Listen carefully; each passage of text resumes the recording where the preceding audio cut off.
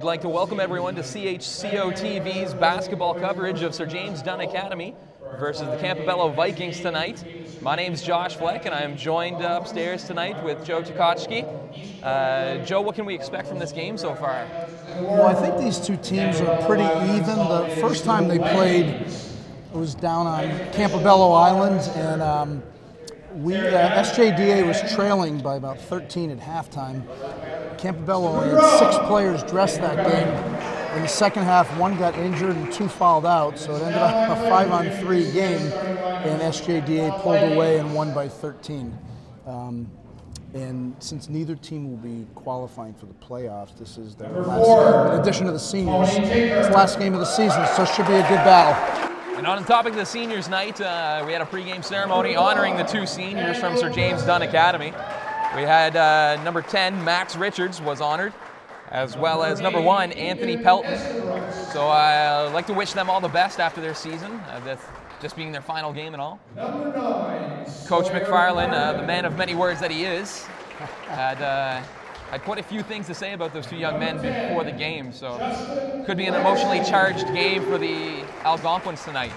And I think that's always when it's a seniors night game. You have to have that balance between the emotion of the last game and not losing focus as to what sometimes kids come out and trying to get a 20-point lead 2 minutes into the game, and you've got to sort of tune that out and just focus. So starting lineups for tonight for the Campobello Vikings, we've got number 4, Tony Tinker, number 5, Daniel Preston, number 8, Caden Estabrooks, number 9, Sawyer Carton, number 10, Justin Legacy. And as you can probably hear the rousing applause, the Sir James Dunn Academy's team is being announced right now. Number 1, Anthony Pelton, number 2, Elias Eldridge. Number 4, Simon Clark. Now a round of applause for number 4, Simon Clark. Number 5, Jonah Hanley. Jonah Hanley, number 5. Jonah's dad, Aaron, is one of the assistant coaches also. On the court for the last time. Number 10, Max Meatball Richards. And there he is right there, number 10, Max Richards. And Max's dad, Tom, is also one of the assistant coaches for the team. Richards. I had the privilege of talking to 3 of these young men before the game. I spoke to Anthony Pelton, Elias Eldridge, and Max Richards, and we'll tune in later for some of those interviews during a couple stoppages of play that we have. And as we get ready for the opening tip. And nice crowd on hand tonight. As I don't know if you mentioned before, but I also coached the girls team here, and we had a real good game. It was a 2-point game down the stretch against St. Stephen JV. Lost by 9, but it's a lot of excitement in the community, and Evan is really the one, that sort of got the boys rolling. I do come up from Connecticut during the winter to coach, and the one thing that always amazes me about the Canadian basketball, they're so nice to each other during like opening lineups. There's no showboating or anything. It's just a handshake, and you get on with the game. It's a little refreshing. I also noticed a couple times during the play of the girls' game, a couple mid-play, a girl would get knocked over, and your team would, without hesitation, lend a hand to help them up mid-play. As the Algonquin get the opening tip controlled, and Eldridge goes in for 2. Great start for the Algonquins. They're going to come out in their 1-3-1 trapping defense. Campobello will look for some backdoor screens, some slips. As that ball is knocked away by Jimmy Pelton. It's like we get the bad hockey seats here. We're cut off in the corner upstairs.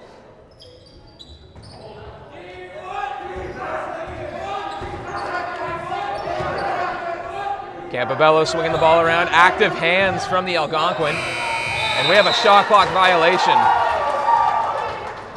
Always a great way to start out the game if you can get the 24-second violation right off the bat. Quick basket and a very good defensive stand for the Algonquin. Looks like Campobello's in the old school 2-3 zone here.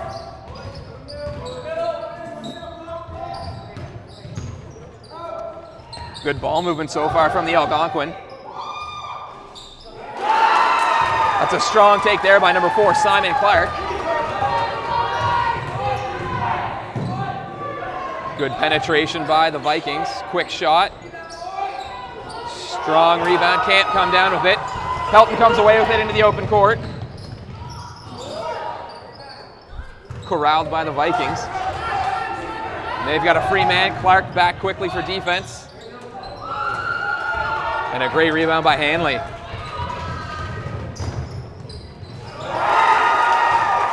Great pace so far to this game, Joe. It is a nice 6-0 start for SJDA. And we get a moving screen as number 5, Daniel Preston, leaned into the screen. It'll be Algonquin ball looking to push this lead to 8-0. I think that's the national call. I've never seen more moving screens since I've been up here this year. Be interesting to see the half-court offense set up by the Algonquin as we have a carry. All we've seen so far is good transition basketball from them.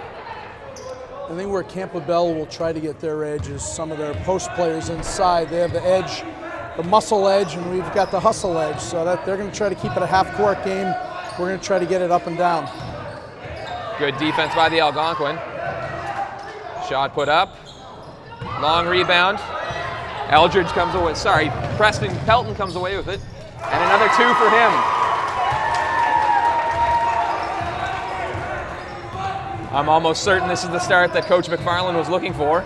Definitely, you always want to come out. You want to use that extra adrenaline from seniors night to your edge. Good look from the elbow, little strong. Rebound controlled by the Viking for 3. Long, and Hanley comes away with another rebound. Finds Pelton, step back. Clark active on the boards, and there it is, 10-0, a double-digit lead early. You got to think there could be a timeout coming up here pretty soon for Campobello. Timeout, possibly a substitution as well, as we see a man stepping up on the bench as I say that. Something to spark some life into the Vikings. As we have a turnover.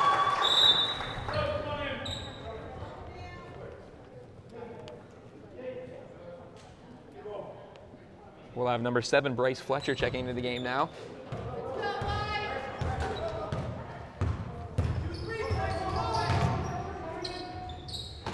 Good penetration by Richards, can't get it to convert.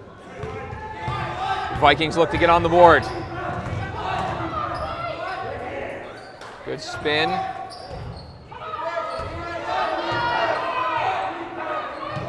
Open look, can't get it to go. Clark comes away with the rebound, and once again the Algonquin are moving.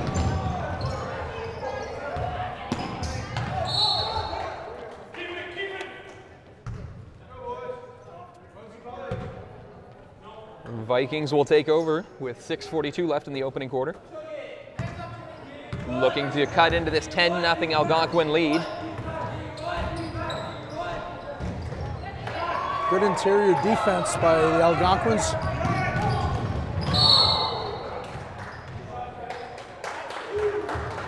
Great drive there by Anthony Pelton. He'll go to the line to shoot 2.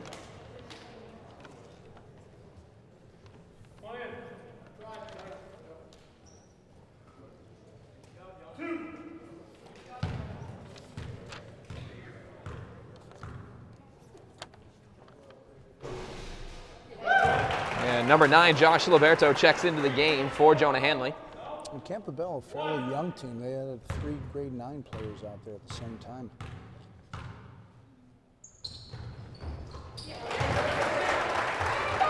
As Pelton's good on both.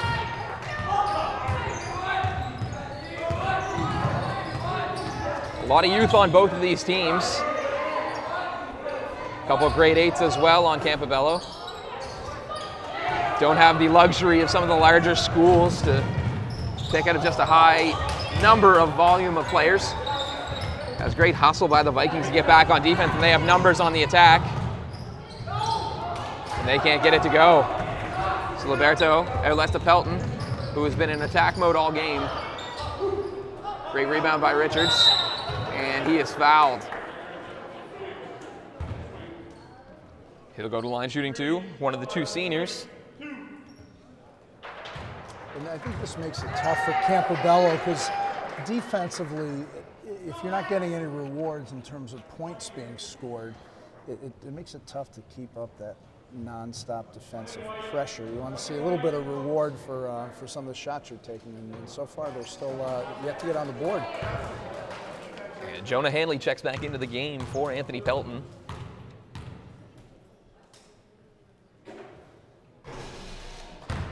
As Richards is short on the first one.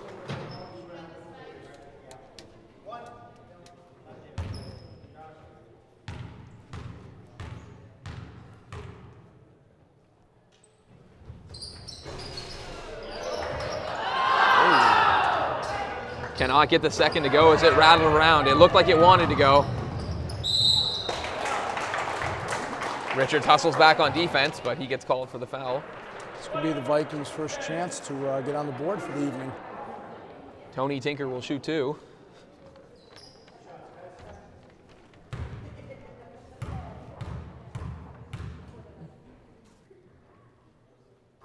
He's good on the first as Campobello gets on the board.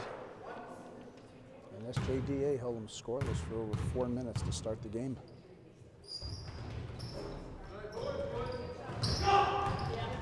Clark comes away with the rebound, looking for a quick transition bucket.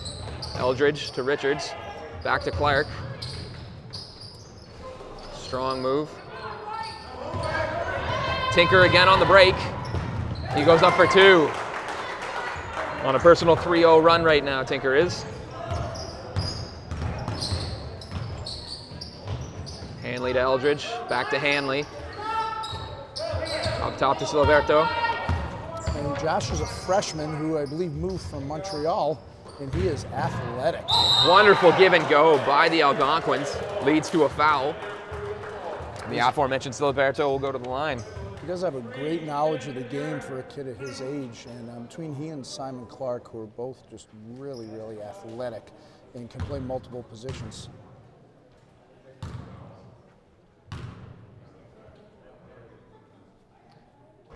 In an interview that we'll see in the fourth quarter, Coach McFarland talks about some of the youth that will be injected into the team in the coming years.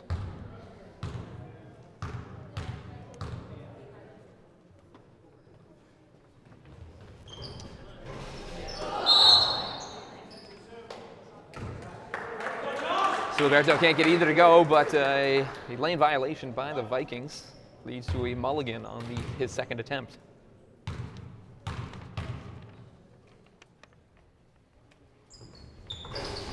Can't get it to go, a little too strong. Good penetration and dish. Tinker can't get it to go. Rebound controlled by the Vikings. Steal by Eldridge. Good for two. We promise that next year that'll be a dunk on the breakaway.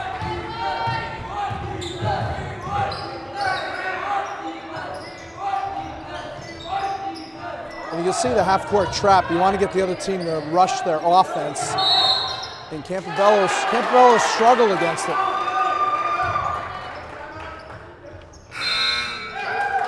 As we get a Campobello timeout, down 11 points with 4:35 left in the first quarter.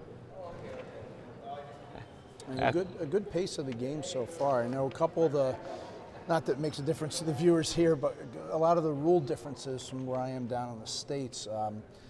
We don't have a shot clock, and we play 8-minute quarters. So if you have good ball handlers, you really can control the game. There'll be games that are in the 40s, and it's much better pace up here where you're forced to do something every 24 seconds. And they've even changed the rules where after a foul, it only gets reset to 14 instead of 24. So it's a pretty quick pace, and if neither of these teams that go that deep, a 40-minute game, you got to be in good shape. Absolutely, and that's a testament to Coach McFarland as well. He has his team in really good shape, as I'm sure the Campobello coach has their team in great shape as well. Have you ever been to Campobello? I have not. I've been to Grand Manan, and a gentleman that I went to university with is from Campobello, a great basketball player he is as well. Nick Fletcher. Okay. Nick, if you're watching, shout out to you, buddy. Yeah, I took my first trip to Campobello. We played a doubleheader back in December. And I'd never seen darker roads in my life. And you had to go back into Maine, then back into, I thought I was done using my passport when I was up here, but it was a gorgeous area, and they really have a good basketball tradition down there. Very much so. As the Algonquins come into the timeout with control of the ball. A little pressure here by Campobello coming out of the timeout, which is a great move by the coach. Great backdoor pass by Siliberto to a cutting Clark.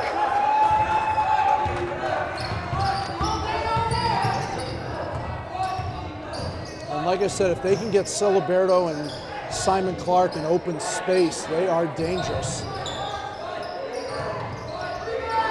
And this is an interesting setup defensively from the Algonquins, as their smallest player on the court, Max Richards, is playing center in their zone. Yep, he's got the physicality.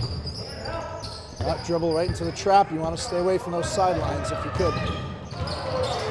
Great defense from the Vikings. Let's see if that'll translate into some offense for them. Quick shot, no good. Hanley fighting for the rebound with Tinker. Controlled by the Vikings. Swings it, open look for three again. Strong. Siliberto crosses over. Numbers, gives it up. Eldridge to Richards. Banks it home for two.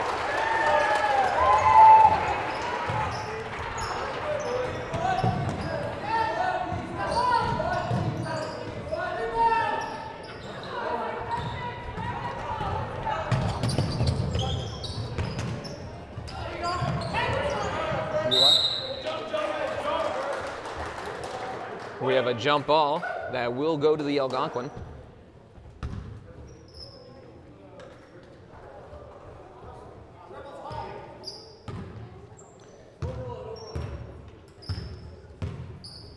Hanley controlling the point. Siliberto looking to attack. Back out to Richards. Good swing. Eldridge looking to go to the middle. Siliberto to Clark. Late into the shot clock, that's a tough extra pass. And that's one of the problems that Evan had mentioned during the year. All five kids can handle the ball, but they don't really have a true point guard to sort of direct traffic. So they need to really get good penetration and ball movement. Siliberto right through the Vikings defense. Richards to Hanley, good fake. Can't get it to go. A behind the back outlet pass. You don't see that too often. Little flash from the grade 9 Bryce Fletcher on that outlet pass.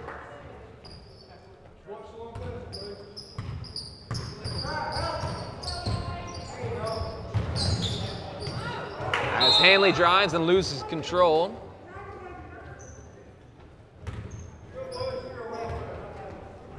Dad, who's an assistant coach, sitting on the bench, and you know he's got a comment about that play, but his son is just a really good player, and he's only going to get better. Dangerous pass from Tinker, controlled by the Algonquins. So James Dunn looking to counter. Active hands by the Vikings there. I think this is also, there's that initial energy that's sort of worn off a little. There hasn't been a lot of scoring the last few minutes, but if you're going to be in a little lull, be the team that's up 15 at the time. Absolutely. Turnover by Clark. Vikings transition. Can't control. And that'll be a turnover.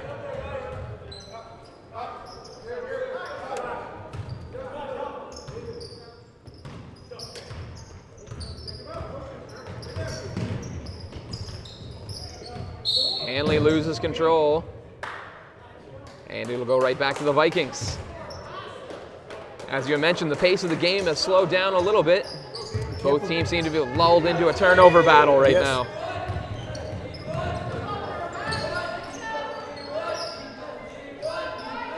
So far, Caden Estabrooks for the Vikings has had no problem getting into the lane, as we have a three-pointer hit by Garrett Newman for Campobello, doubling their point total so far.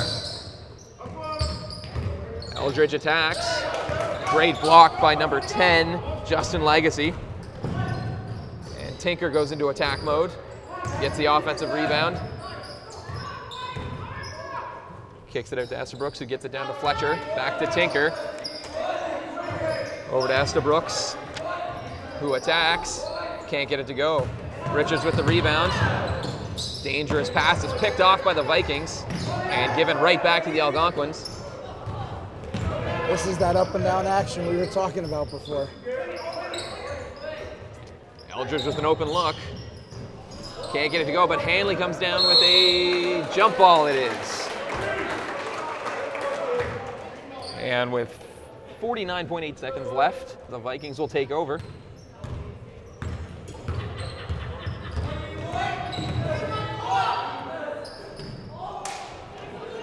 Estabrooks has had no problem getting to that free throw line, as I had mentioned before, as he gets there again. Good hesitation by Hanley. Gets into the lane, puts up a wild shot.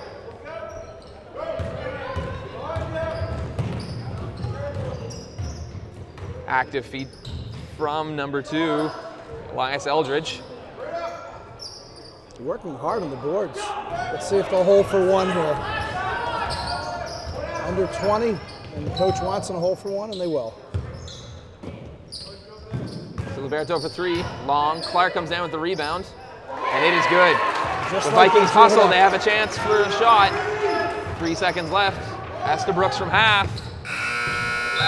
Can't get it to go.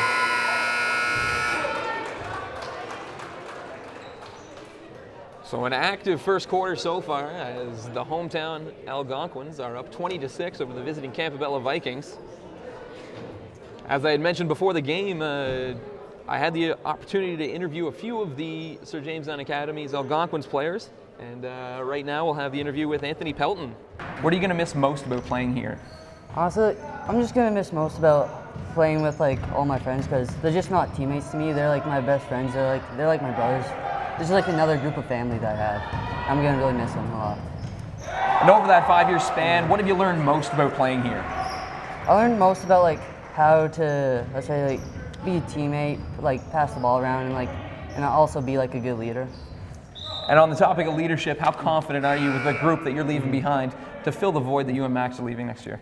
Very confident. I think they could definitely make it past regionals and into the Final 12. And is there anyone in particular you expect to step up their game next year, maybe take over a leadership role? I think I could especially see Elias, Simon, and Jonah to step up their game, because they're only going to be grade 11 next year, so they still have another year after that. And I think they could really accomplish a lot in that time. So as you can tell right there, Anthony Pelton is going to be sorely missed on this team, as he's referring to his brothers on the team, well, as his teammates as brothers as well. So an emotional interview and an emotional player right there, and he'll be sorely missed by this squad next year.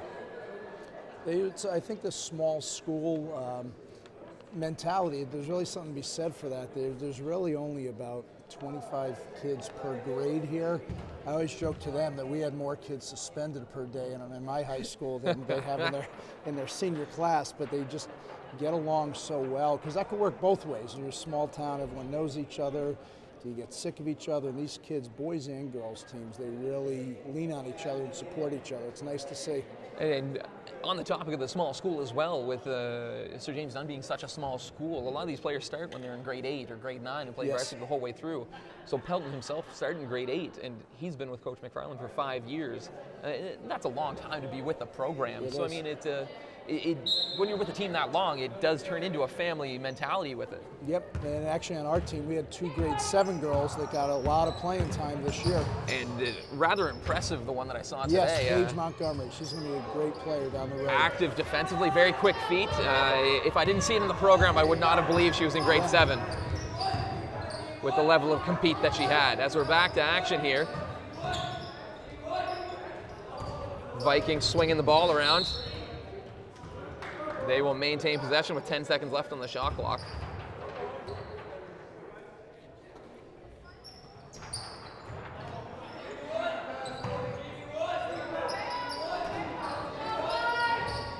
Shot clock about to go off. Good penetration again by Estabrooks. And that is a tough foul to take that late into a shot clock, as Max Meatball Richards can't be pleased with himself on that foul. You know, I know the guys in stripes have a tough job, but that was the same guy that called a foul when our shot clock went off on a blocked shot. But it was a foul, and he's got to, refs aren't worried about where the shot clock is. They've got to make the right call, which it was. Estabrooks can't convert on either, and in the immortal words of Rasheed Wallace, ball don't lie.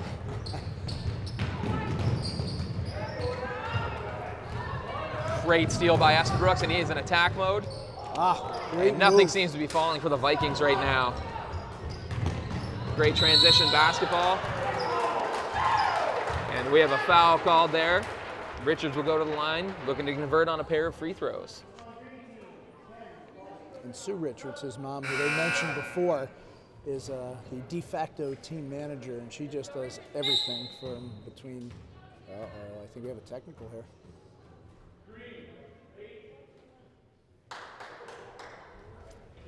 Technical foul called on Caden Estabrooks. And those are things that coaches obviously do not, if they're going to get it, I don't think anyone wants to get a tee, but certainly you don't want one of your players to get one. It counts as a personal foul also. As a coach, my mentality when I was coaching anyway was leave the technical fouls to me. If you get one, I'm going to be mad at you. If I get one, I can't really get mad at myself. I only have myself to blame for it. So, and that is a great segue. Evan and I have a little contest this year, and it's already over. I went through the entire year without a technical, and he and his staff have gotten 3 already this year. And he gets the quietest technicals. I said, you got to get up and get all over the guy if you're going to get a tee. I'm not sure if you guys can pick up the audio, but whenever Coach McFarland is upset, the pitch level of his voice goes up a few. As Richards converts on his free throw attempt. And goes through the routine. Usually on a free throw attempt, you'll go in and receive high fives from your teammates after the attempt. No one was in there on the technical foul free throws. So Richards went in for the high fives with nobody, just to keep the routine. Great give and go. Great pass. Can't get it to go.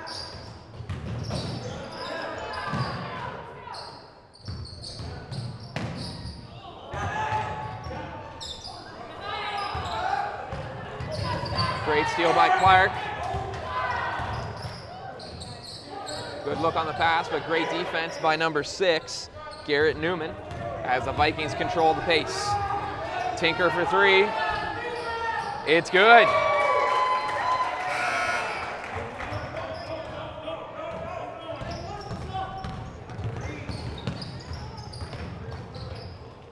Great attack from number 5, Jonah Hanley. Nice play by Pelton. Hanley gets it, gets to the spot again, and he converts this time around. At the age-old adage, Joe, that defense leads to offense. It does. They're very active with their hands tonight. And like I said, they're not allowing Campobello to set up an offense. And another 3-point attempted. See if Coach McFarland makes an adjustment after back-to-back 3-pointers made. Pelton to Hanley. Good fake. Back to Pelton. Down to Richards. Good ball movement so far. Great attack. That's the man they call Tuna. He's an exchange student from Turkey.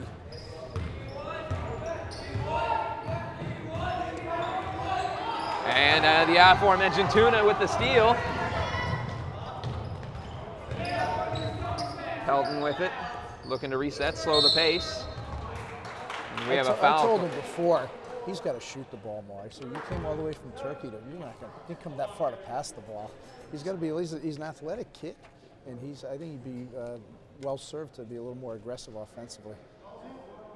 Be interested to see if somebody takes a few extra shots this game, knowing that the game's televised locally. As Clark's good for 2.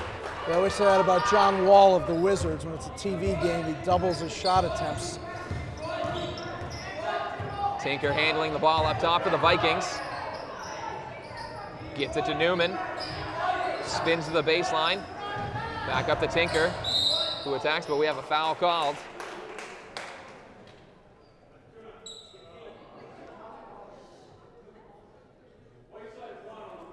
As Coach McFarland gets a stern look from the official.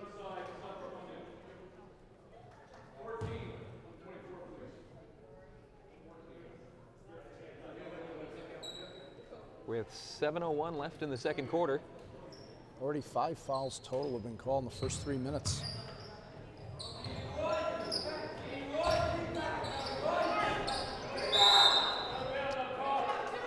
Ball goes out of bounds off the rim. It'll be Algonquin's ball. Pelton gets the ball down to Clark on the baseline. Gets to a spot and a great block there. And Clark, you can see on that play, we've seen Evans told him once he develops that 15-foot outside shot, he will be unstoppable. Sometimes he passes open, the open shot drives into the defense. And he'll get there. He's got a full 2 years left. And number 10, Justin Legacy, has been a force defensively for the Vikings so far. A couple of huge blocks as Tinker converts. And there's Clark again, over Legacy. But great defense there as he forced the adjustment. And a foul called on number 9, Sawyer Carton, sorry. And Campobello has seen, was it 13-0 to start the game? Was that before they got on the board? Was it 13-0? Yes, I believe it got up to 13. Yeah, and since then it's been a pretty dead even game.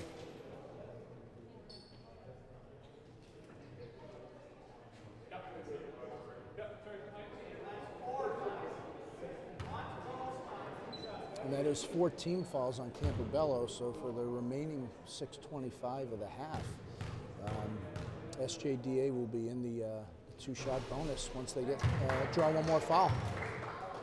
And in my talks with Coach McFarland so far this season, it's been a story of the free throws have led to a couple of key defeats for the Algonquins. So this might be the exact spot that the Vikings want to be in, fouling and forcing them to go to the line instead of getting those easy looks underneath. Tinker handling the ball up top, Pelton right on him. Tinker gets through the double team. Richards down with the ball, great box out by Clark. Good steal attempt from Tinker. But he's forced out of bounds, so James Dunn will keep the ball. These guards for Campobello are active. Legacy carries the ball into the double team, goes cross court for Tinker on the switch. He fights through the double team, goes to the ground, and we'll have a jump ball here.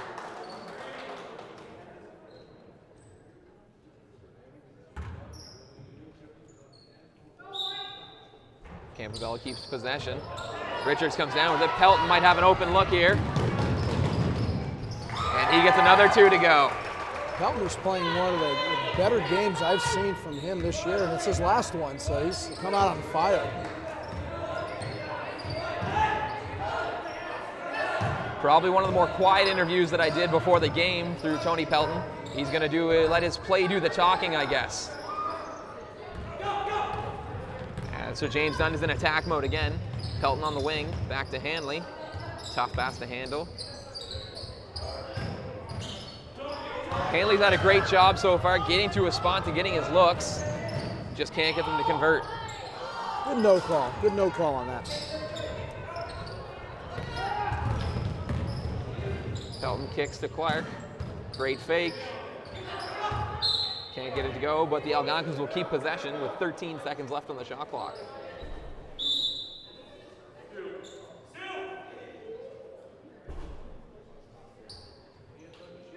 You know, it's a small town when one of the inbounds plays is named after your mother. This one is called Sue. Clark will go to the line.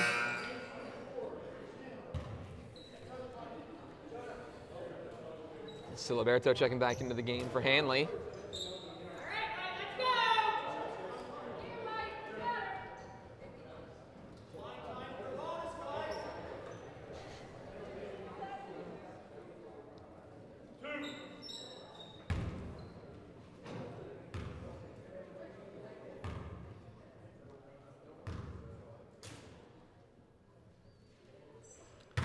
Clark is short on the first.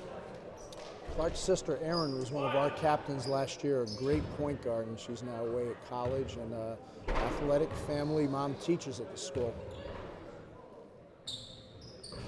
Long on the second. Rebound by Tuna.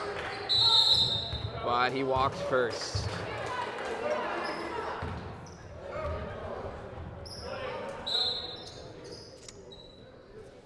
Pair of substitutions for both teams.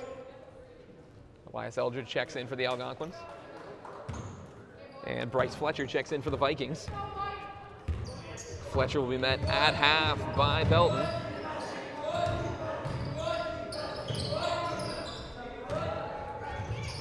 Shot put up by Legacy. Good attack there by number 5, Daniel Preston.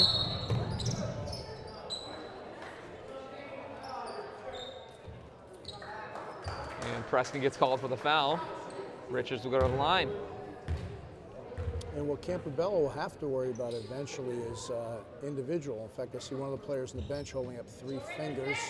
So it looks like that was his 3rd foul. And with just 9, maybe 8 players dressed, they can't afford foul trouble.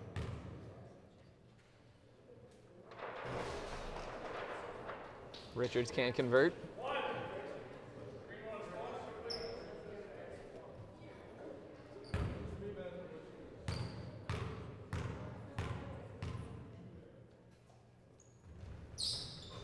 And he's good on the second, pushing the lead to 30-14 with 4:35 left in the second quarter.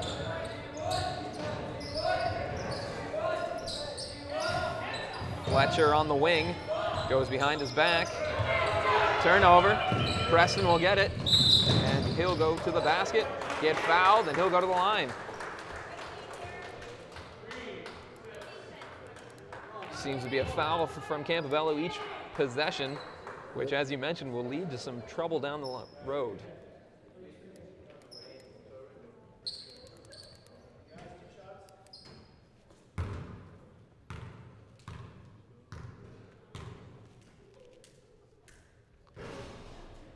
Pelton can't get the first to go. As Caden Estabrooks looks to check into the game for the Vikings.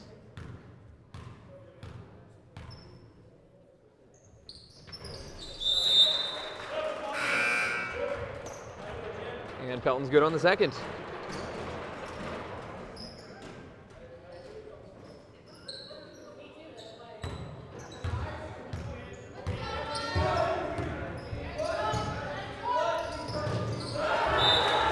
Great defense by Clark to swat away that pass. And the one thing we mentioned about this defense, it never allows the offense to relax. We are constantly getting trapped and worrying about how to get out of it, and it wears on a team. Nice move. Great take there by number 6, Garrett Newman. Garrett trying to get a call from the referee on that, saying he was slapped on it.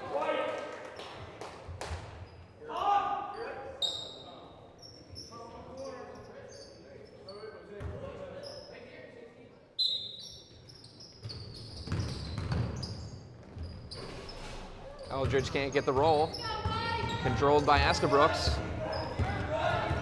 Wanted to attack, slows the pace. Now he goes 1-on-4. And a very, very aggressive take. Estabrooks comes up with the ball again.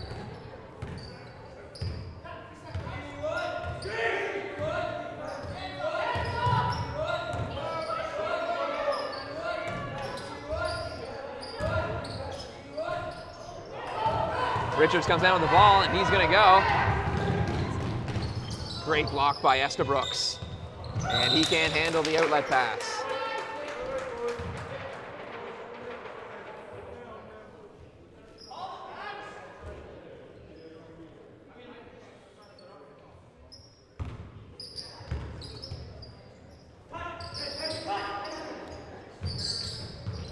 Eldridge gets it up to Pelton, to Richards. Gives it to Clark, loses the handle, keeps it. Down to 2 on the shot clock. Ooh,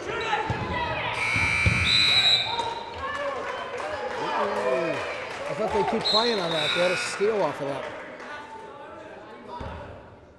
Great defense there by the Vikings. As number 8, Ben Sponagel will check in for his first action of the game. Lanky defender. Ben's really the only true post player that SJDA has, so he can give them a little bit of a burst down low.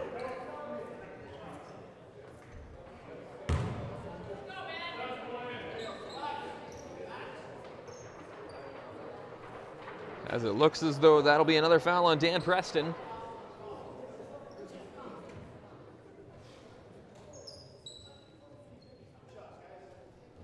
Some clear frustration for the Vikings in this game.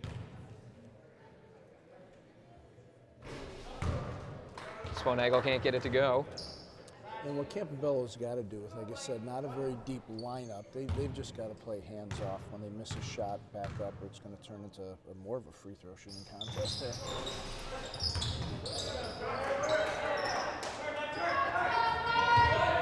Estabrooks gets it, and he gets the blocking call from Eldridge. Aggressive take from Estabrooks there.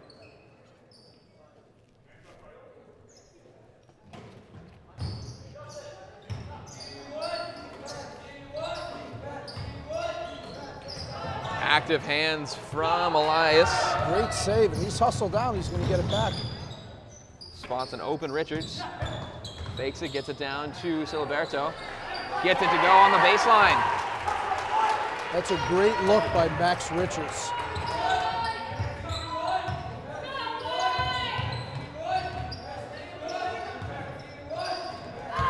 Great steal there from Siliberto. Can't get it to go. Saw the contest coming from Caden Estabrooks, adjusted his shot.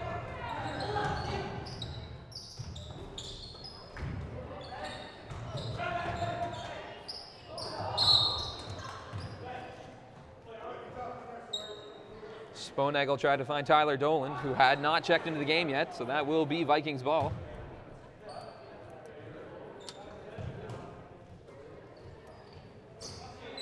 Legacy an open look for three. Can't get it to go. Rebound controlled by Richards. Gets it up to Pelton. Stops, puts it up. Rims out. Siliberto's there to clean it up. He is active, and like I said, he could play multiple positions. With 1:40 left in the half, it's 37-16 for the Algonquins. Estabrooks attacks again, looking to find some space, and there's a lot of reaching going on there. He puts up a wild shot. Siliberto controlling it, crosses over. Pass into traffic, goes off the Vikings.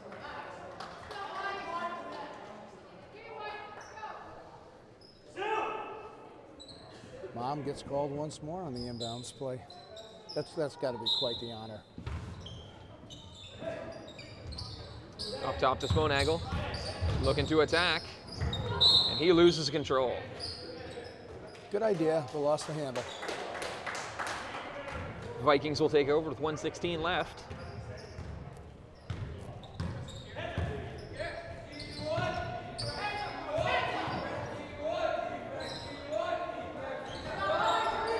You want to do an interview at halftime? Got the one of them?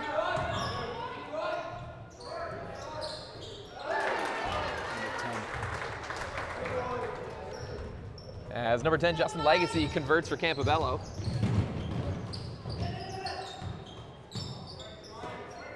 Final minute of the first half. Sponagel gets in. Campobello can get it down to about 15 by the half. They could be in decent shape, but not going to happen at that Active time. hands. Algonquins take over. Siliberto. Top of the key, gets it over to Pelton. Down to Eldridge. Push shot, can't get it to go. And Eldridge did a great job of crawling for that ball. A lot of times with the ball, you can't see who's open. Opened his mouth and got it, but couldn't convert. Shot clock turned off.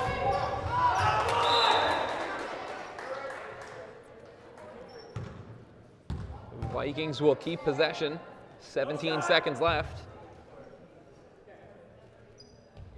See if they can score here and perhaps get a little momentum going into half as Estabrooks launches an open three.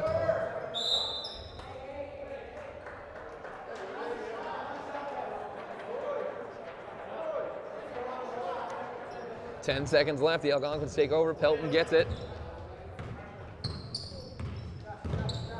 And he's met there by a couple of Vikings defenders.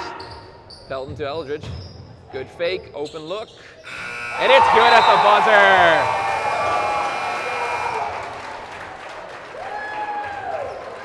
So after 2 quarters, the Algonquins lead 40-18 over the Campobello Vikings. At the half, we'll have an interview with number 2, Elias Eldridge, in grade 10, and then we'll return for second half action. Before we get to our seniors, we just want a quick presentation, we have 3 German exchange students that are here this year with us. So they are only going to be with us for the year. 2 of them are staying till the end of the year, and 1 will be leaving on Saturday. So we'd like to bring our 3 exchange students out, Emmy, Emma, and Lily.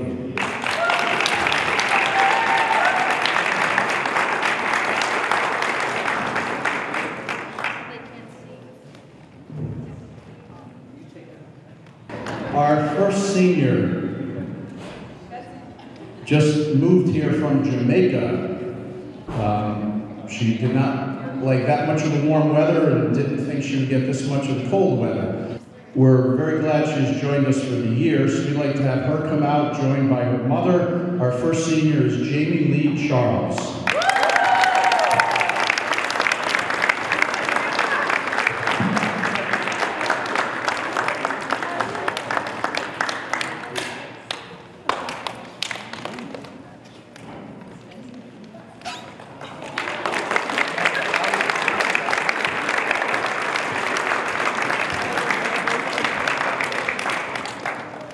And our second senior has been with us for a few years and was really our only returning senior, so she is our captain this year. She's done a tremendous job of being a captain, and she will definitely be missed around town. Her dad has provided starting lineups, which he will do also tonight, and we're just incredibly pleased at how much she's improved, and more importantly, how she has not changed at all throughout her high school. She's just the nicest kid and really a great captain for us. So we'd like to bring out Amelia Welch. And we'd also like to bring out her parents, Sandra and David Welch.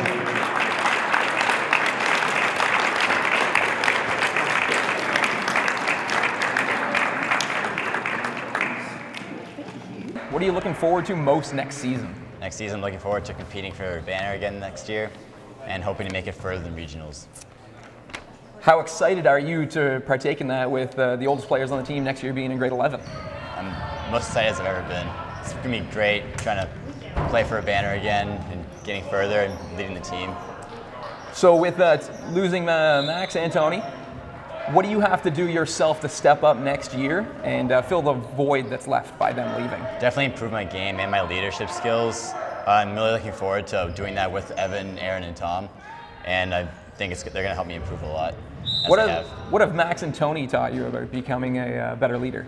They've taught me a lot, actually. They've given me tips outside of school and just texting me, telling me how I can improve in every aspect of the game.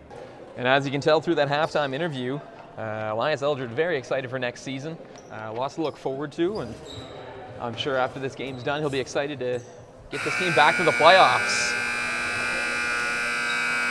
A lot of times that those near misses sort of fuel you to work a little bit harder in the summer, and you don't like that feeling of not making it. But as a credit to them, I mean, they were eliminated last night, and they came out today knowing that this was their last game, and they have played a great first half. Top scorers in the first half for Campobello. 2 players tied for 8 points each, Tony Tinker and Garrett Newman. And leading the way for the Algonquins, Simon Clark, who had 10. And we told them we'd have to mention a great crack staff down at the scores table there. Athletic Director Michael Head, who's just a phenomenal athletic director to work for, is very supportive. And clock keeper is Lizanne Chandler, who's one of our guards, and Courtney Griffin doing the book, who's one of our forwards. Caden Clark steps into it, not wasting any time. Great rebound there. Active on the boards, Campobello, as they get back-to-back offensive rebounds. Leading the way is number 9, Sawyer Carton. Tinker launches. Clark controls. Gives it right back to Tinker. Drives baseline, gives it to Siliberto.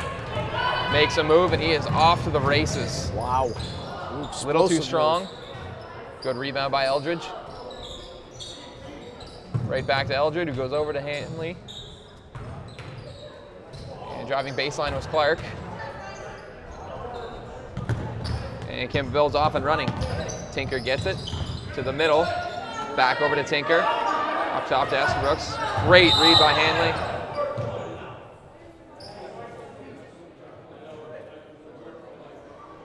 He is tripped up by Carton. I don't know about. He called that an intentional foul. I thought it was a. I thought it was It seemed to be incidental contact.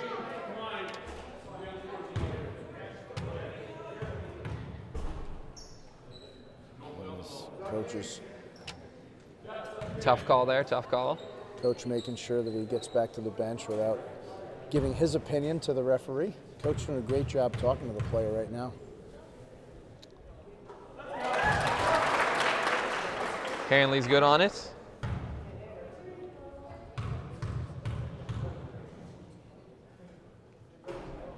Can't get the second to go.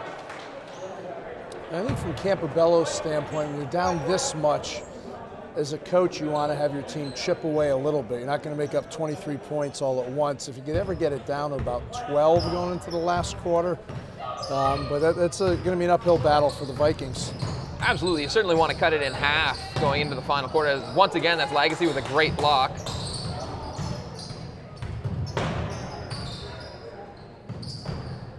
Great fake by Hanley, gets in, acrobatic shot.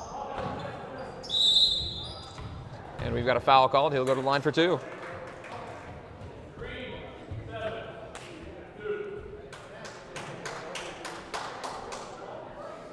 Foul is called on Bryce Fletcher.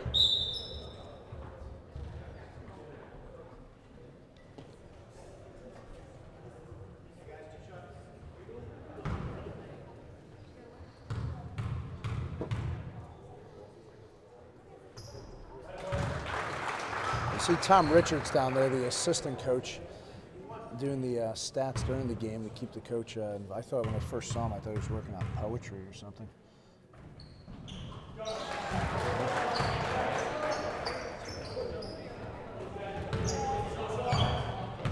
Tom's working that book nonstop. I told him he's writing the great Canadian novel down there.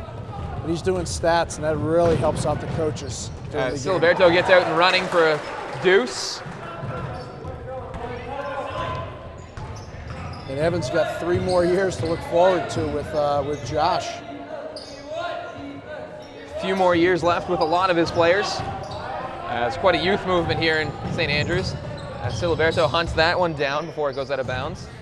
Gets it up top to Richards, finds Hanley. Great swing to Eldridge. And he converts on it. It's back-to-back, the end of the first half, and start out this half with 3s for Eldridge. Great ball movement there from the Algonquins. Once again, Estabrooks penetrates, gets to his spot, can't get it to go. Good, great follow by Legacy. 2 on 3. And they convert. Hanley goes right to the rim.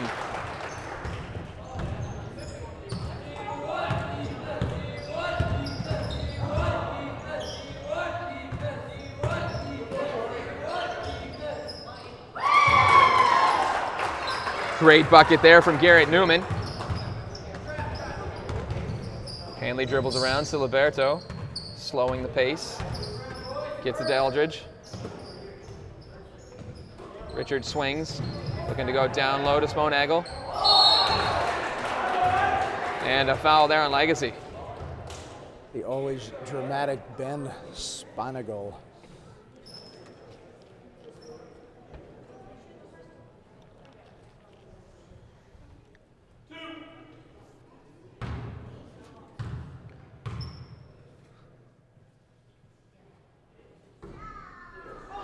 Friendly roll, converts on the first.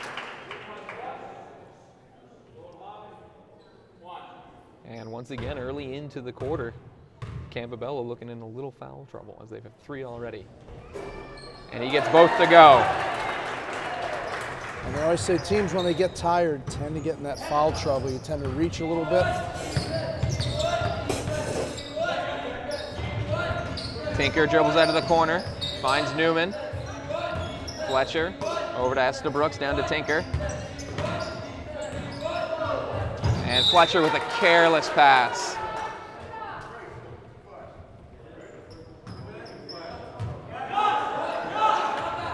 A little pressure here from the Vikings. Great hands by Tinker.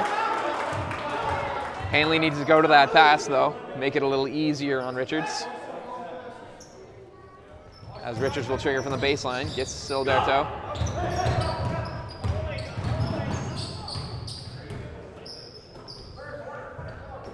Great find from Richards. And there's Legacy again.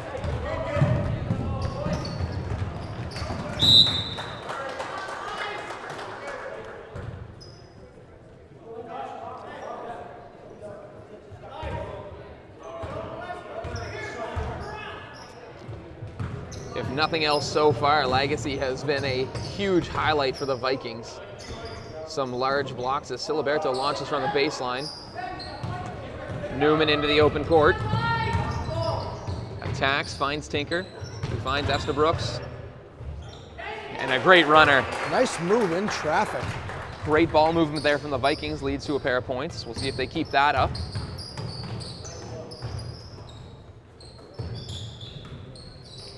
And Algonquins countering with some great ball movement of their own. Siliberto drives to the corner. Dangerous pass is picked off by Tinker, and he's off to the races. And one. And he gets fouled.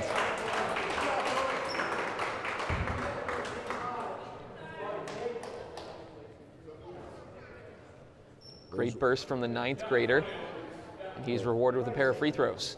You do have to watch out those wing-to-point passes. When they get stolen, they automatically turn into breakaway layups. It was a great read by the young man. First one rims out.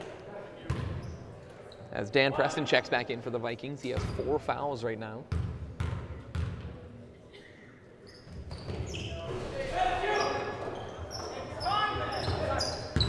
Great rebound by Sponagel to Eldridge.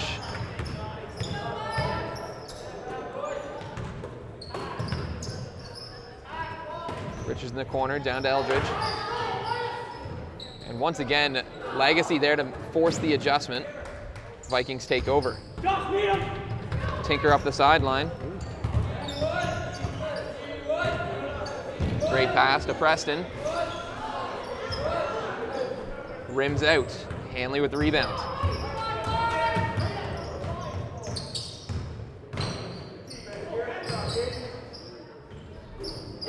Sponagel gets it to go.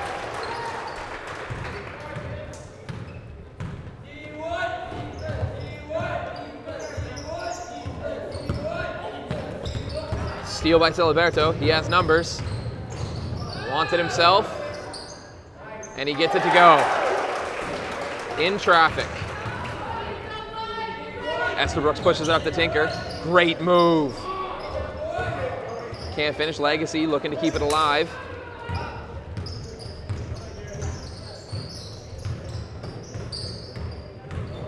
Hanley going right at Newman. And Newman gets called for the foul. Sorry, that is Estabrooks' foul.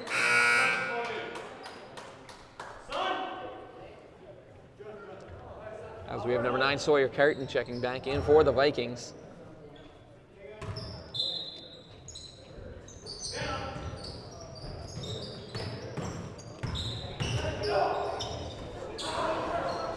Ben trying to use the dramatics to draw the foul.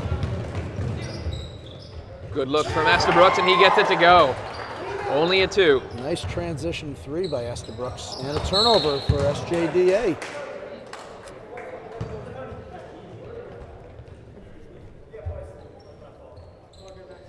And as we mentioned earlier in the quarter, the target for the Vikings should be to cut this lead in half.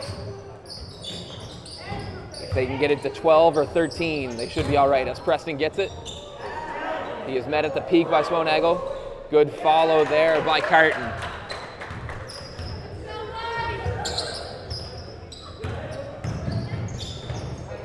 Great pass from Hanley.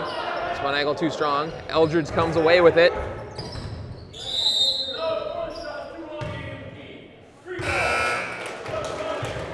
Second violation. As Jimmy Pelton checks back into the game for the Algonquins. Siliberto will get a much needed rest.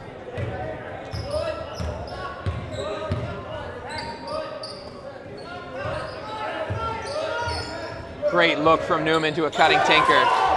That is a phenomenal pass.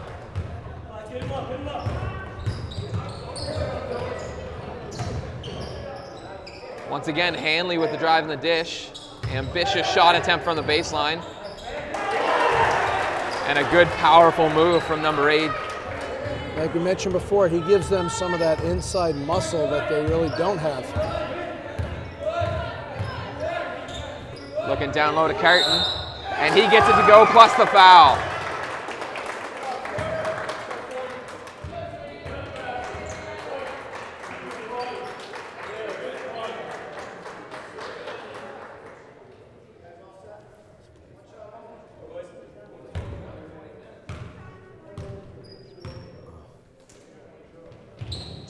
And Carton's good on the free throw.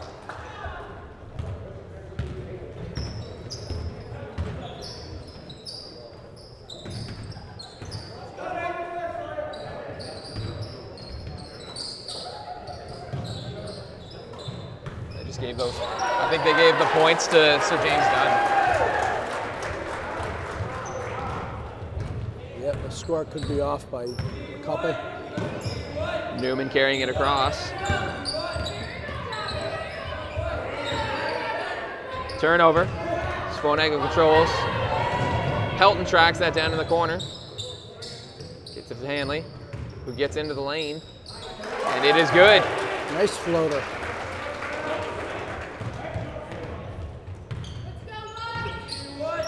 Newman to Estabrooks. Preston goes, and he is fouled by Richards.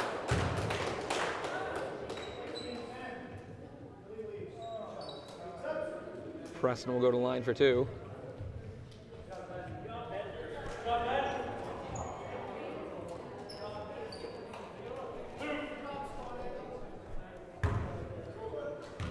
Trying to get the officials' attention there.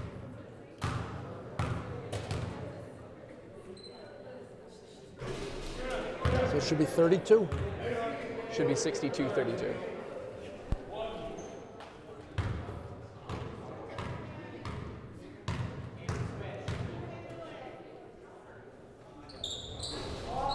Preston strong on the second. Tuna comes away with the rebound. Over to Richards.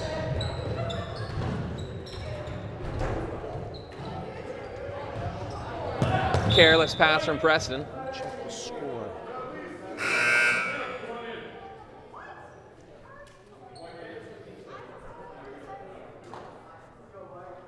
Should be 62-32. It should be 62-32. Nice. Great steal by Tinker, and he's away again. Comes up just a little short. Tuna gets it, gets to Eldridge, who is in attack mode. No good. Tuna And will there's be a shooting. foul on Fletcher. I believe that's their 5th of the quarter.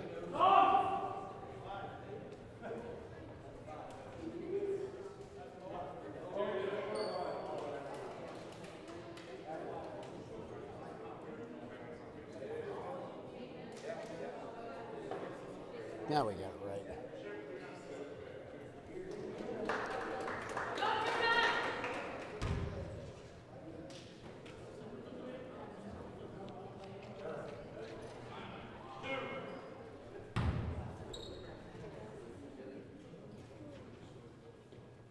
And he's good on the first.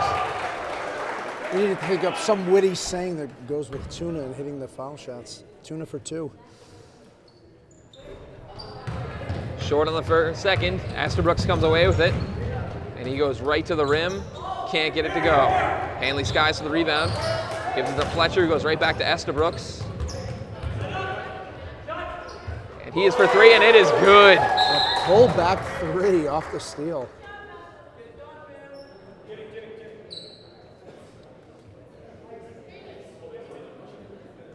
Little pressure here.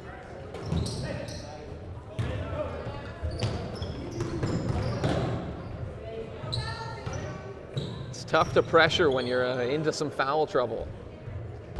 Sort of takes a little bit of the aggression out. Pelton keeps it alive, gets it to Richards, over to Eldridge. Tinker with the active defense again, comes away with it. And he goes right at Richards, who knocks the ball out of bounds. And Tinker, for a 9th grader, is quite an impressive player. He's got a good feel for the game and competitive. Great ball handling, a nice outside shot that he's displayed so far this game, and some active defense as well, as Jimmy Pelton knocks that out of bounds.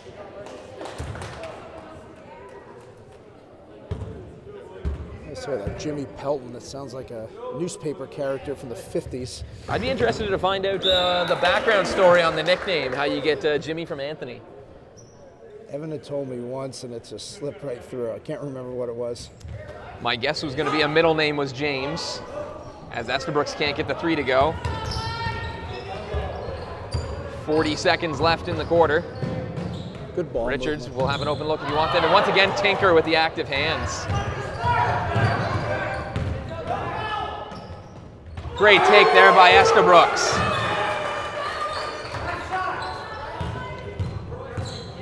So 1 second difference between the game clock and shot clock.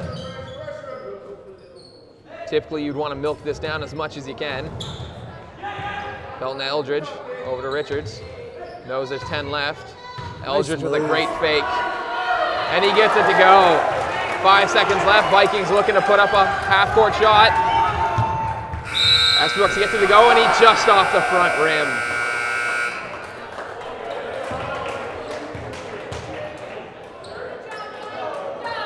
Entertaining quarter. At the end of the third quarter, it's the Algonquins leading 65-37. And we'll take a break now to... Well, before the break, I think the ref called a 3-shot foul on that. We have ourselves a foul. Estabrooks will go to the line to shoot 3. Hold that break, Patrick.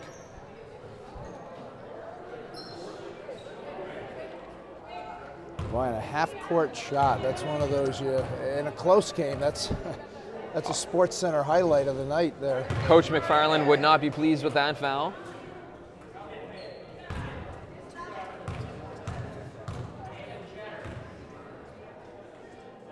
Estabrooks gets the second to go. Almost an intimidating place to be, end of the quarter foul. You're the only one on the floor. I've always thought as a coach you should have the option of letting your teammates line up and give you a little company on the line there. Absolutely, and he converts 2 of the 3. So change in the final score that we were going to mention after 3 quarters. It is now 65-39 for the Algonquins. And during this intermission break, we're going to join Max Richards for an interview. As your coach said, you've been playing here for 5 years. What have you learned over that span? I've learned how to be a great teammate, how to improve on almost every single aspect of the game of basketball. And this year I've learned how to lead a team, and there's still some flaws in my game, and I'm not ashamed to say that. Part of human nature, and I'd like to thank Evan just for helping me hone my craft, really. Excellent. How confident are you with the group that you're leaving behind to take over the team next year? I'm very confident in the group that I have to leave behind, as I'm sure Anthony is also. They're a great group of guys, all very dedicated to the sport, and they play with a lot of heart. Anyone in particular you're expecting to step up? I'm expecting Jonah, Simon, Elias, and Josh to step up. Josh could be one of the deadliest point guards in this league in a few years. Elias, combo guard, put him anywhere in the court. Simon, he's a beast in the paint, and Jonah is one of the best three-point shooters we've ever seen. And you can just tell the way that Richards talks, what sort of confidence level he has in the kids that are coming back next year for this team and the future that is so bright for this Algonquins team. And that's the one thing that's neat about high schools. Right now, Max is sort of the vocal leader, Pelton is the quiet leader, and other kids are going to have to step into those roles, which happens with maturity, but it'll be interesting to see which kids. Elias Eldridge is a vocal player, so I'm sure he'll be stepping up into that role. Yeah, as Richards mentioned, Elias Eldridge, Simon Clark, Jonah Hanley, those are some of the guys that he expects to step up in the coming years and sort of take over this team and lead them to where they want to be.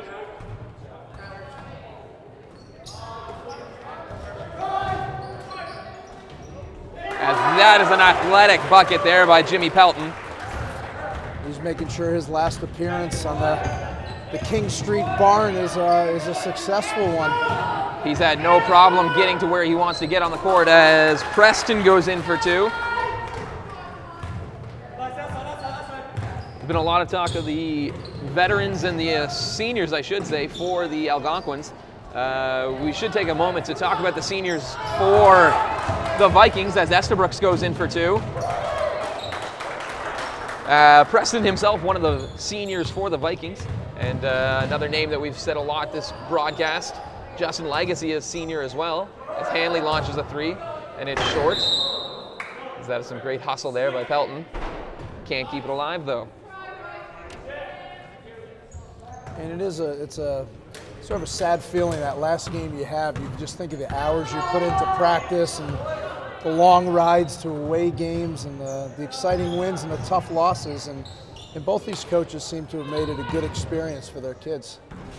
As Estabrooks launches the 3, and sort of to piggyback on your talk there, it's the family aspect that a lot of the guys talked about as well, that you spend so much time with the same group of people throughout the months.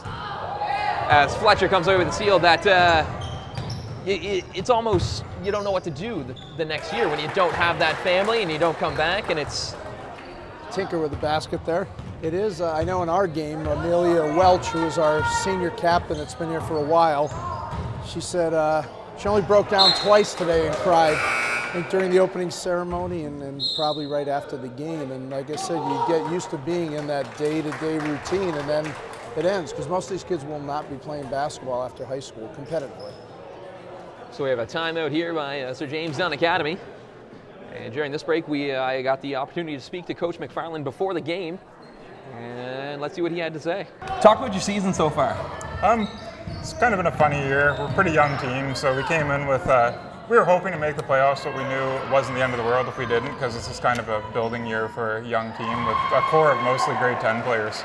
So we ended up coming just shy of making it, but we're still calling it success because it's building into next year. So what's it going to mean to you to lose those 2 seniors that you're losing this year?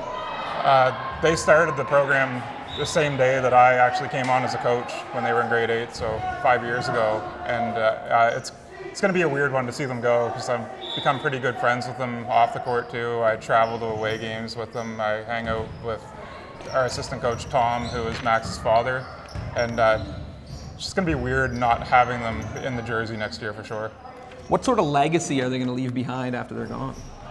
I think that they've proven that you can come on as a grade 8 player and be effective in this league now, and they're kind of the cornerstones of where this program's actually gotten to. So I think that's going to help grow in the future. It's going to help us get younger kids to make sure that this team exists for time to come. And who can you expect to step up and fill the void left behind from those seniors next year? And like I said, we've got a really good core of grade 10 players right now, so we're looking towards those guys to play big roles as essentially our seniors next year, as we don't have many graduates. So I think with them stepping in, and they've been playing for 2 years as well, they're going to be very comfortable taking over this team and taking the reins. And what can you attribute the resurgence of basketball in St. Andrews to? The sport itself, just it seems the community is getting more involved. They see familiar faces. They see these young kids who started when they were 12, 13 years old, and now people are coming back to see them as 16, 17-year-olds. So you really see a lot of the town coming out now and supporting these guys. And coming out of that timeout and that interview with Coach McFarland, when he speaks about the seniors that he's losing, you can just tell the sort of emotion that he has in terms of those players, referring to them as friends as well as players on his team. It'll be quite emotional for him to lose those players. And coming into the next seasons, once again, they started the same year together, back when Pelton and Richards were in grade 8. McFarland took over the team, and he's been with them ever since. So, I mean, you learn a lot from those kids throughout the 5 years that you have them, and it'll be a huge adjustment for him next year when he loses them. Some great ball movement there. Richards can't convert. Swan Aglo comes away with it to Pelton. Great steal by Estabrooks. And he gets it to go again. And the Vikings have cut the lead quietly down to 20. And Estabrooks almost comes away with another one. Eldridge, great penetration and a great finish. Eldridge has had a solid game today. Been some solid games all around from a lot of the people. This second half, Estabrook's has been great. Pelton comes away with the steal, and he can't get it to go. Eldridge keeps it alive. Pelton comes away with it over to Richards, swings to Hanley on the baseline, and it is good. Great ball movement there from the Algonquins.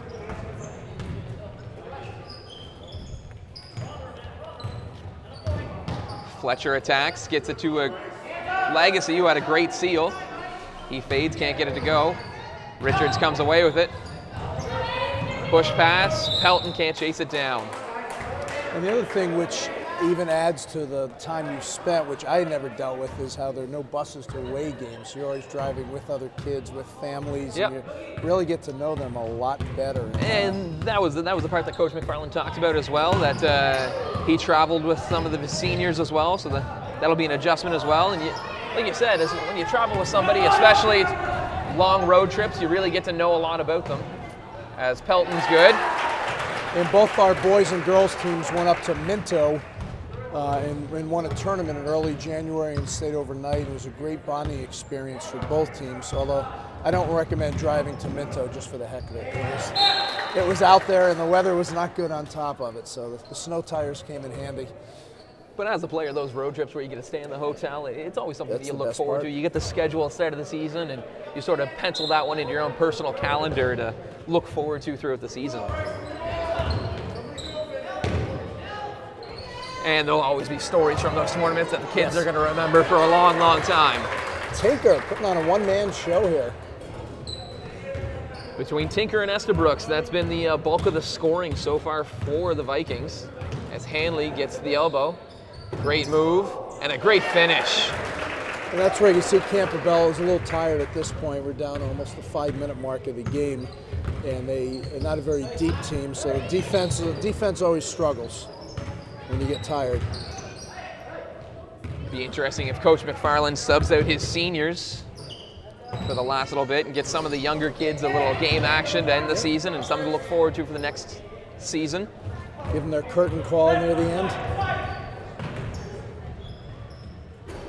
Pelton can't get it to go. Estabrooks active, and Tinker goes away. Gets past Hanley and gets it to go again.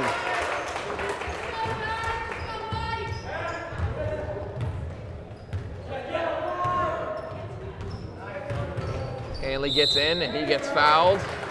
Interesting to see who gets the foul call here. And it is on Legacy. I got to ask you, we have a little break. Patriots or Eagles? I'm a huge Eagles fan, but they've surprised me so far. I'm in a pick-em pool with a group of people that I played university football with. Where's your connection to Philadelphia? When I first started playing football, their best players were running back and a safety.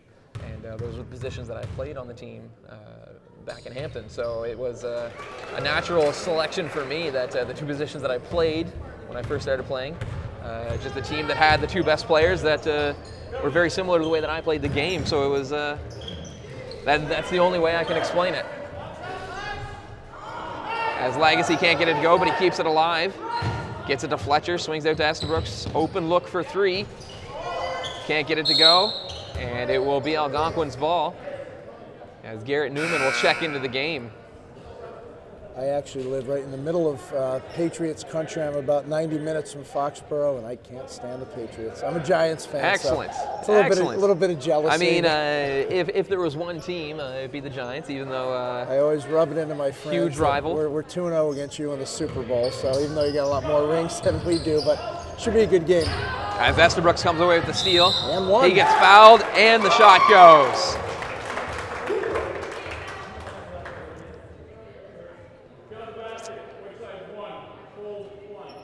But I'm surrounded. My friend group is all Patriots fans, so it'll be a tough weekend for me.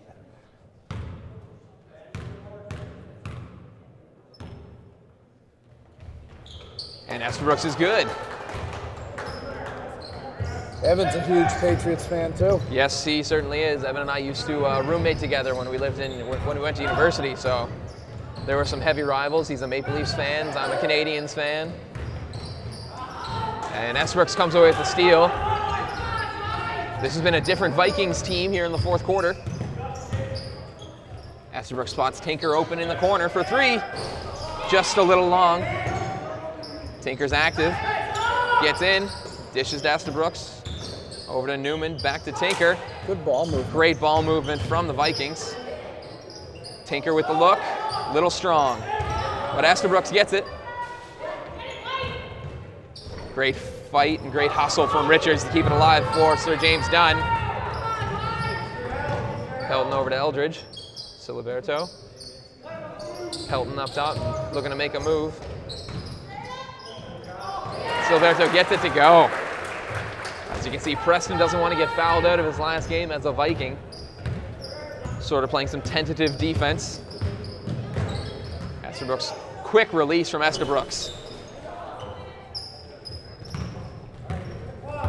3 minutes left in the game.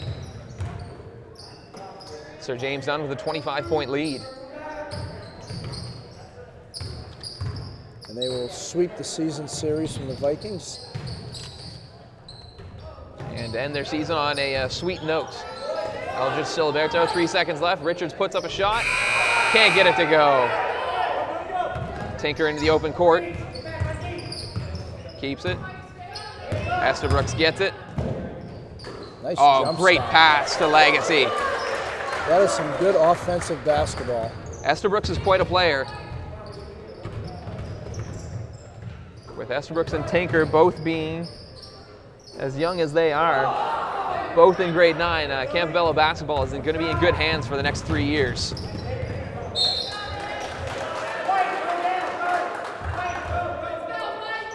And we also have to mention that the Harvey Lakers once again won the Southern Division. People thought they were a little down this year, but they ended up beating McAdam. That should be a foul. Estabrooks gets it. And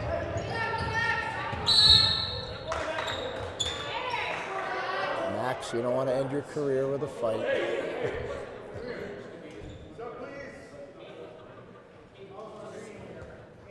There's the powwow with the ref and the two players. Estabrooks checks out.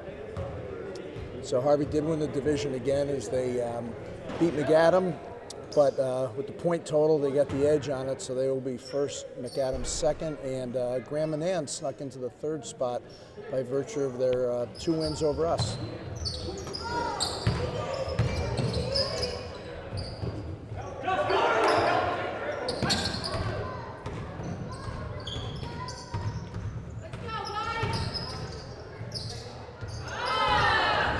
Once again, Tinker comes away with a steal.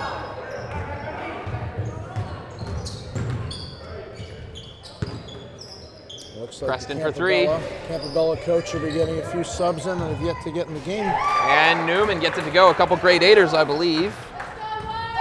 11, Jaden, 11 and 14. Should be Ryan Preston and Harper Matthews checking into the game.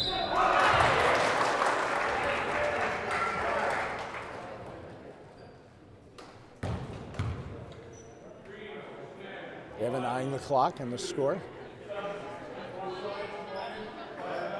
Tyler Dolland making his first appearance in the game. His sister Amy is on our team, also a freshman.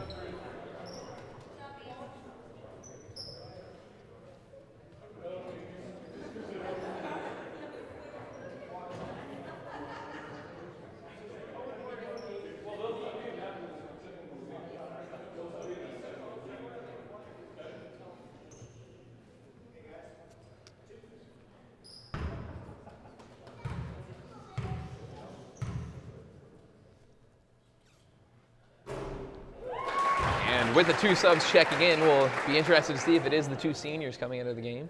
And we'll have a listen to see the reaction from the crowd. Gotta wait for one more whistle. Here's where you tell your kid to reach in and foul on purpose. Siliberto.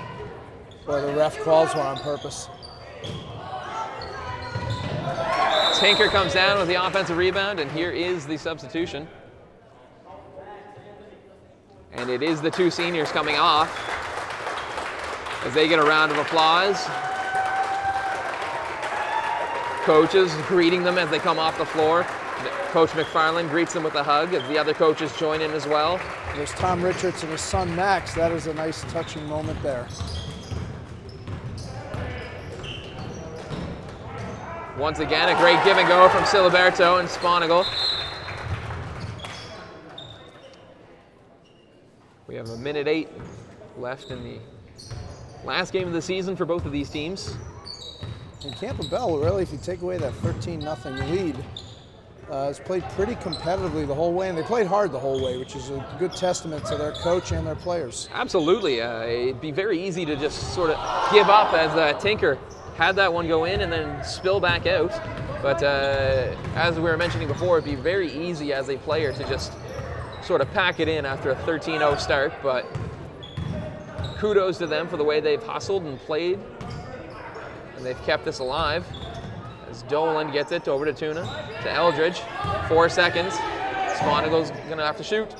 Can't get it to go. And the Vikings will have the ball with 25 seconds left.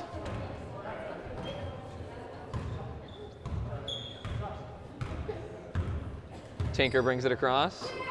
Spots Preston. Open look, can't get it to go. The fadeaway. And some great looks here from the two young men.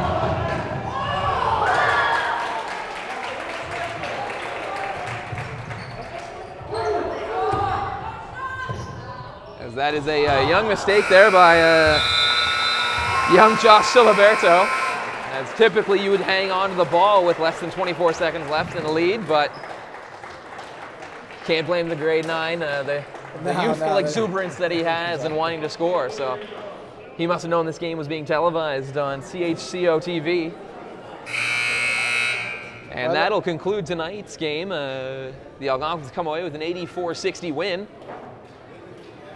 I'd like to thank you for having me along for the ride here. You made it very easy. You're a professional at it. It was a pleasure, Joe, and it was great to travel down to St. Andrews and hopefully be another trip in my future. We're definitely looking to do it again. I head back to Connecticut tomorrow and look forward to coming up here in the winters again. And it's just a great community, a great school, and the kids make it all worthwhile.